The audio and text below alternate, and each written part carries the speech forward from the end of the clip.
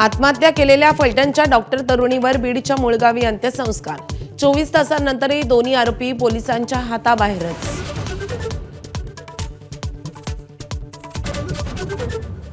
मृत महिला डॉक्टरवर postmortem report बदलण्यासाठी स्थानिक खासदारांना दबाव टाकल्याचा आरोप, तर आत्महत्येचं राजकारण करणारे लोक गलिच्छ। माजी खासदार रणजितसिंह नाईक निंबाळकरांनी आरोप फेटाळले। मुंबईतील काळा चौकीमध्ये प्रियकरानं हल्ला केलेल्या तरुणीचाही उपचारादरम्यान मृत्यू। 10 वर्षांच्या प्रेमसंबंधानंतर ब्रेकअप झाल्यानं केला होता हल्ला। प्रियकराचा कालच मृत्यू। अमरावतीच्या मोर्शीमध्ये उपविभागीय कृषी कार्यालयामधल्या लिपिकाची प्रेम प्रकरणातून हत्या।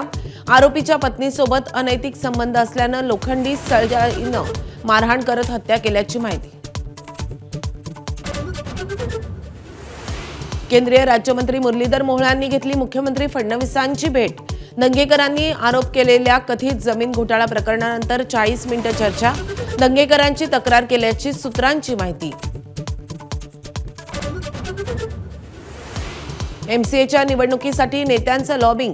शरद पवारांच्या राष्ट्रवादीचे आमदार जितेंद्र आव्हाड यांची मुख्यमंत्र्यांसोबत तासभर चर्चा, तर शरद पवार आणि आशिष शेलारांची 20 मिनिटं खलबतं।